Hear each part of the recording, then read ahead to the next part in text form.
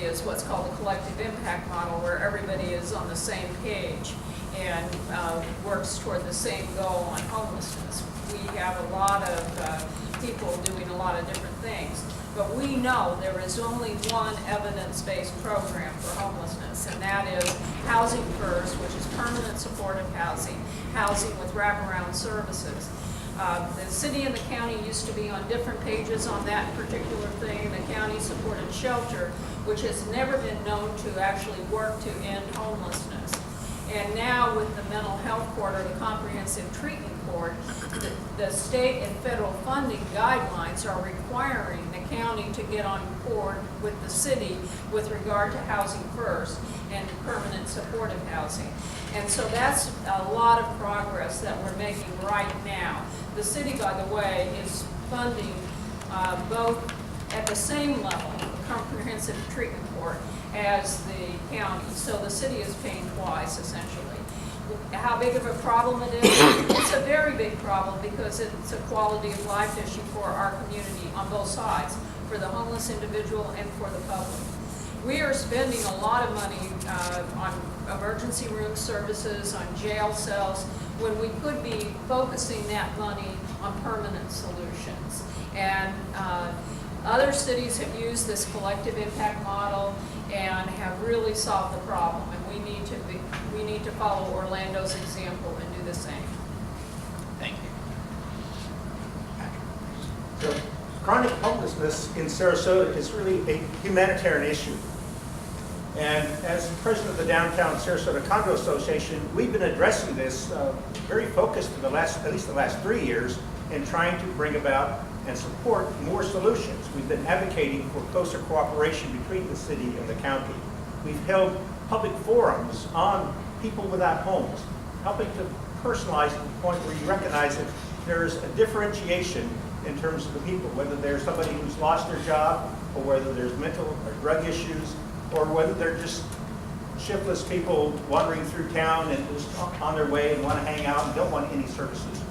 And working with the Sarasota Police Department, they created over the last 3 years the 2 homeless outreach teams, and they've been asking for more funding. So the city can in fact allocate more funding so that we have another police officer and case manager. So any work that's done with the homeless has to have a case manager assigned. That's something the Salvation Army has shown and proven, that to get people into permanent homes, they have to go through a case management process. The other thing we need, especially where the homeless gather in the downtown area and the Rosemary area, is more police officers walking the beat. And the police department has been requesting for 10 more slots to downtown, and we want to be sure that we can fund that to do the enforcement. Because once you do the enforcement, that'll bring about better cooperation on the education side. Thank you. Martin? Okay. Let me just qualify this by saying that I've offered to donate my salary for the whole 4 years to mental health and homeless charities. So it's not about being mean, it's about being practical. We can manage homelessness, we can't cure it. Again, we're a city within a county, within a state, within a country. And we talk about following Orlando, we could follow San Francisco and be bankrupt. And that is the reality. We have 50,000 people. We simply can't have a blank check. This Housing First, how many houses? 500, 700, 1,000, 2,000? It's a blank check. We can't afford it. We simply don't have it. It's not a question of responsibility or apportionment. We've become something. We've become people, sanctuary city through the back door. We were called the meanest city in America. We weren't then. It isn't for elected officials to use this as their personal crying game. This is not about that. This is about fiscal responsibility. As far as I'm concerned, there is only one evidence-based program. It's called participating in your own problems. And if people won't do that, then they'll just have to do the other thing. We have a lot of momentum for the nonprofits. They do a lot of good work. I'd like to keep that momentum up. However, there's one thing that I'd like to point out. I have a good friend of mine who recently became homeless. It was just it was just an unfortunate situation, and he had nowhere to stay. So I let him, stay at my house for a week or so. And we took a couple of weeks until he got himself back on the ground, and now he found housing. So really, all it's about is imploring to be more active in terms of people around you. Look around you. Who's having problems? Is there someone homeless down the street, speak to them, say that there's resources available. Certainly, it kind of ties together with affordable housing, because a lot of people just need first class of security. That's all they need. You know, they're living week to week, getting paychecks, paycheck to paycheck.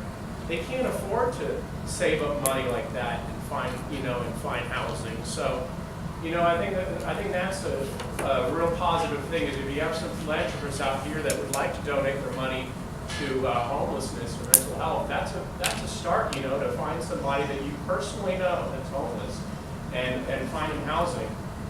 Personally, I believe veterans should be number one.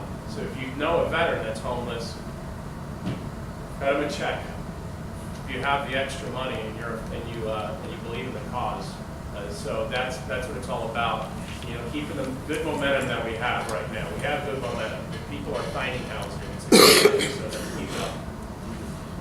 Thank you. Jen. Yes.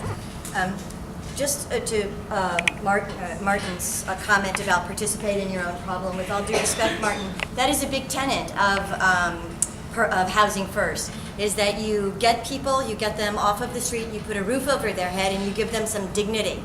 And then you evaluate them, and you give them services to help them participate in solving their own problem.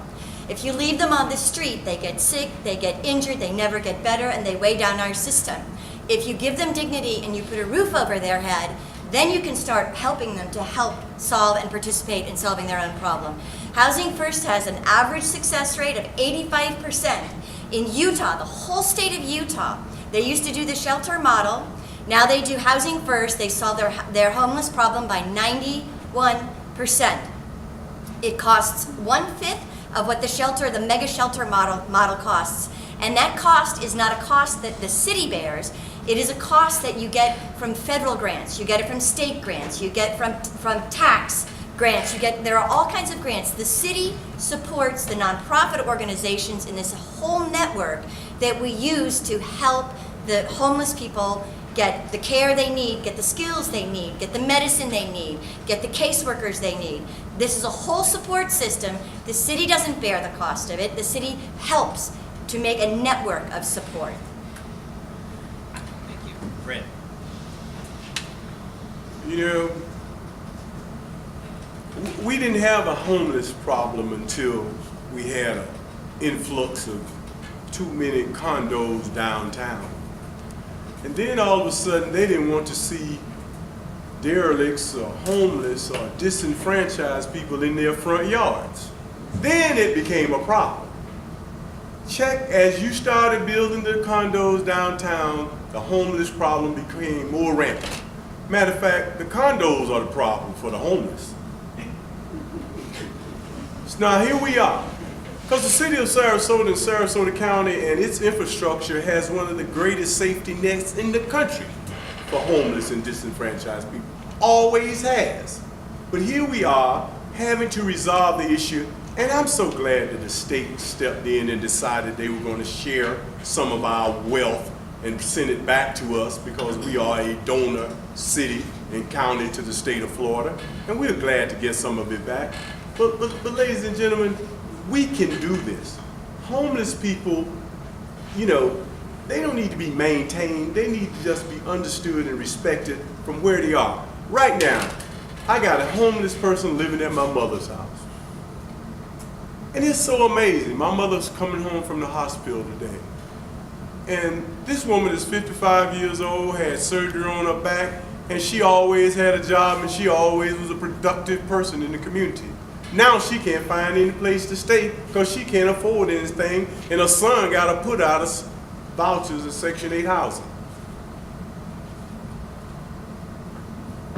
Thank you. Hey. All right, thank you for the question.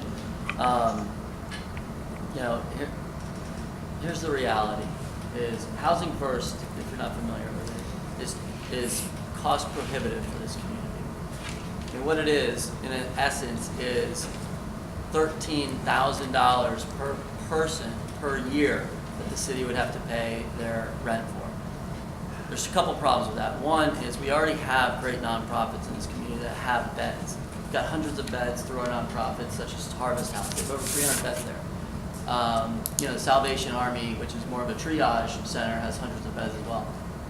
if you've dealt with the problem like I have, you know the realities of it. 80% of homeless folks in this community, they find themselves on tough times and they fall into homelessness. They receive a helping hand and they get out of homelessness. It's not those aren't the people that are the focus of this discussion. It's the 20% of chronically homeless people that are the issue in a lot of people's eyes. Thanks. You know, Housing First, it was developed in New York City. They are still have a massive homeless problem that de Blasio is trying to figure out now. It does not work.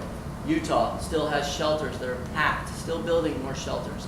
It does not work, it's unaffordable for this community. What we have to do is use our nonprofits wisely. We have to get them working with our law enforcement agencies. We have to get them working with our county courts. That's how you deal with it. We also have to address the mental health services providers in our community that aren't pulling their weight.